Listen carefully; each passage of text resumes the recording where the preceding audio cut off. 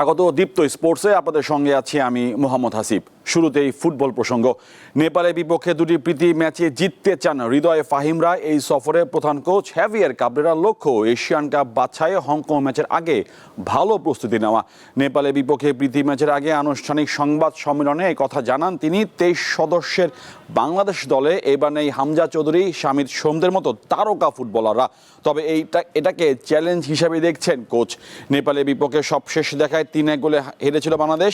শনিবার সন্ধ্যা 5:45 প্রথম ম্যাচে স্বাগতিকদের মাঠে মুখোমুখি হবে লাল সবুজের প্রতিনিধিরা 10 রথ স্টেডিয়ামে।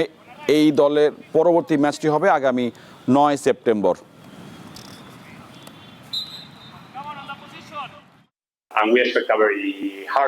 সিঙ্গাপুরের বিপক্ষে খেলা শেষ ম্যাচ থেকে শিক্ষা নিয়ে অক্টোবরের হংকং ম্যাচে কিভাবে নিজেদের সেরাটা উপহার দেওয়া যায় সেটাই আমাদের লক্ষ্য। নেপালের এই দুটি ম্যাচ আরো বেশি গুরুত্বপূর্ণ। নেপালে আমাদের নারী দল অনেক সাফল্য পেয়েছে, এখানে 2বার সাফ জিতেছে। এবার আমাদের করে দেখানোর পালা। আমরা ভালো দল, মাঠেই তা প্রমাণ করব। এদিকে ইউএস ওপেনে পুরুষ এককের সেমিফাইনালে আজ মুখোমুখি হবেন কার্লোস আলকারাজ ও নোভাক জোকোভিচ। ম্যাচ শুরু হবে বাংলাদেশ সময় রাত 1টায়। রেকর্ড 25তম গ্র্যান্ড স্লাম শিরোপার খোঁজে জোকোভিচ। অন্যদিকে দ্বিতীয় বাছাই স্পেনের তারকা কার্লোস আলকারাজের সামনে ইউএস ওপেনের দ্বিতীয় শিরোপা ছুঁয়ে দেখা স্বপ্ন। গ্র্যান্ড স্লামে এটা হবে তাদের পঞ্চম মুখোমুখি এবং ইউএস ওপেনে প্রথম। এবারের এশিয়া কাপ হবে টি-20 ফরম্যাটে। ভারত, পাকিস্তান, শ্রীলঙ্কা, আফগানিস্তানের মতো শক্তিশালী দলের সাথে রয়েছে হংকংয়ের মতো এক দল। উপমহাদেশে চিরপ্রতিদ্বন্দ্বী দুই দেশ ভারত ও পাকিস্তানের খেলোয়াড় সমন্বয়ে দল নিয়ে মিশন শুরুর অপেক্ষায় তারা। টি-20 ফরম্যাটের জনপ্রিয়তা বৃদ্ধির সাথে সাথে আন্তর্জাতিক মঞ্চে নিজেদের জায়গা করে নিয়েছে নতুন অনেক দেশ, তাদের মধ্যে একটি হংকং। এ নিয়ে পঞ্চমবারের মতো এশিয়া কাপে অংশ নেবে দলটি। এর আগে 2004, 8, 18 এবং 2022 সালে এশিয়ার সেরা এই টুর্নামেন্টে অংশ নিয়েছিল তারা, যদিও প্রত্যেকবারই বিদায় নেয় প্রথম রাউন্ড থেকে। 2024 এসিসি প্রিমিয়ার কাপে তৃতীয় প্লে অফ ম্যাচে নেপালকে হারিয়ে এশিয়া কাপের টিকিট নিশ্চিত করে তারা। এই বছর এশিয়া কাপে ভারত, পাকিস্তান, শ্রীলঙ্কা, আফগানিস্তানের মতো শক্তিশালী দল থাকলেও ক্রিকেট এক্সপার্টদের মতে হংকংকে কোনোভাবে ছোট করে দেখা ঠিক হবে না। টুর্নামেন্টের জন্য প্রকাশিত 20 সদস্যের স্কোয়াডে 15 জনই ভারতীয় এবং পাকিস্তানি বংশোদ্ভূত ক্রিকেটার।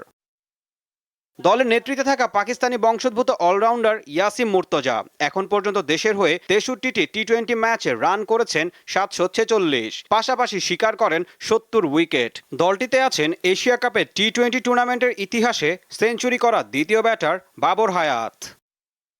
এছাড়াও পাকিস্তানের বংশোদ্ভূত জিসান আলী, নিজাকত খানের মতো গুরুত্বপূর্ণ ক্রিকেটার রয়েছে দলটিতে। 5 ভারতীয় বংশোদ্ভূত ক্রিকেটারদের মধ্যে আছেন আংশুমান রথ, আয়ুষ শুক্লা ও কিঞ্চিত শাহর মতো খেলোয়াড়। মহাদেশীয় এই আসরের জন্য লঙ্কান সাবেক ক্রিকেটার কৌশল সিলভাকে প্রধান কোচ হিসেবে নিয়োগ দেয় হংকং ক্রিকেট বোর্ড। আসন্ন এশিয়া কাপে বাংলাদেশের গ্রুপে পড়েছে হংকং। তাদের বাকি দুই প্রতিপক্ষ আফগানিস্তান ও শ্রীলঙ্কা। উদ্বোধনী ম্যাচে তাদের প্রতিপক্ষ আফগানিস্তান। 11 সেপ্টেম্বর বাংলাদেশ এবং 15 সেপ্টেম্বর শ্রীলঙ্কার মুখোমুখি হবে তারা। ঈশান হাসান, দীপ্ত স্পোর্টস।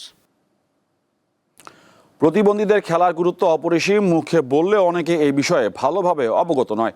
শারীরিক প্রতিবন্ধীদের খেলাধুলায় আরও সক্রিয় করতে জেলা পর্যায়ে ট্যালেন্ট হান্ট কার্যক্রমের পরিকল্পনার কথা জানান ন্যাশনাল প্যারা অলিম্পিক কমিটি অব বাংলাদেশের মহাসচিব ডক্টর মারুফ আহমেদ মৃদুল।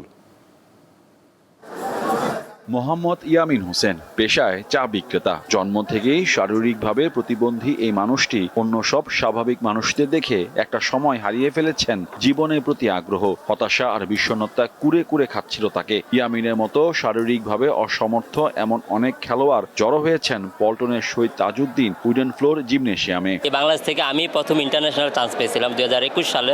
তো ওখানকার উইকেন্ড থেকে আমরা 2023 সাল পর্যন্ত আমরা ইন্টারন্যাশনাল আমি পর্যন্ত 5টা ইন্টারন্যাশনাল টুর্নামেন্ট খেলেছি। Bahrain, Asia, Indonesia, China, Japan, এগুলোতে আমি পার্টিসিপেট করে আইছি। অলরেডি এশিয়ান গেমসও খেলে আইছি। কোনো না কোনো দুর্ভাগ্যের শিকার হয়ে কেউ পা হারিয়েছেন, কেউ বা হাত। হুইল চেয়ারে জীবন কাটে তাদের। শরীরের প্রতিবন্ধকতা জয় করে তারা সবাই এসেছিলেন জীবনে জয়গান গাইতে।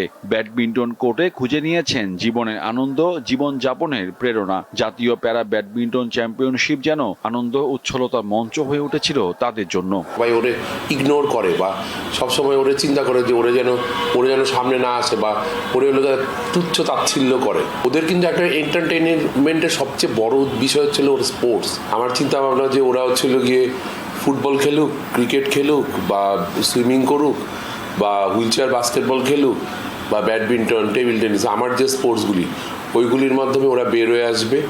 ওদেরকে যেন আমি অন্তত এই খেলাধুলার মাধ্যমে কোনো না কোনো জায়গায় যেন পুনর্বাসিত করতে পারি। প্রথমবার প্যারা ব্যাডমিন্টন প্রতিযোগিতা হয়েছিল 2019 সালে। সেবার মাত্র 35 জন শাটলার এসেছিলেন ঢাকায়, কিন্তু এবার আগ্রহ বেড়েছে অনেকের মাঝে। এবার অন্যান্য খেলাও আয়োজনের পরিকল্পনা করছে ন্যাশনাল প্যারা অলিম্পিক কমিটি। মানে আমি হলো প্রত্যেকটা জায়গা ছিল একটা করে কোচেস ট্রেনিং করাবো, ডিভিশনাল প্লেয়ারদের ট্রেনিং করাবো, প্রত্যেকটা মানে ডিসিপ্লিনের প্লেয়ারদের ট্রেনিং করাবো, মানে অ্যাথলেটের ট্রেনিং করাবো, এবং অ্যাওয়ারনেস প্রোগ্রাম করব, এবং একটা করে গেমস করবো। ফুটবলটা বা প্যারা ফুটবলটাকে আমি প্যারালিম্পিকের মাধ্যমে নিয়ে আসতেছি। আমি কিন্তু প্রত্যেকটা অর্গানাইজেশনে স্পেশালি যোগাযোগ করেছি। ন্যাশনাল প্যারা গেমস হবে বা ন্যাশনাল প্যারা ইউথ গেমস হবে, তখন আমি চিন্তা ভাবনা করতেছি যে বাইরে থেকে ইন্টারন্যাশনাল প্যারালিম্পিকের যে প্রেসিডেন্ট বা এশিয়া প্যারালিম্পিক কমিটির যে প্রেসিডেন্ট ওনারা আসবেন, এবং বর্তমান সরকারের যে মানে আমাদের যে প্রধান উপদেষ্টা আছেন ডক্টর মোহাম্মদ ইউনুস, ওনাকে আমরা ইনভাইট করব। শরীরের অসমর্থতাকে জয় পেরিয়ে এই শাটলাররা দেশের সম্পদে পরিণত হয়েছে। হতাশাকে পেছনে ফেলে ব্যাডমিন্টন কোর্টে তারা গিয়ে চলেছেন জীবনে জয়গান। মোহাম্মদ হাসিব, দীপ্ত স্পোর্টস, ঢাকা।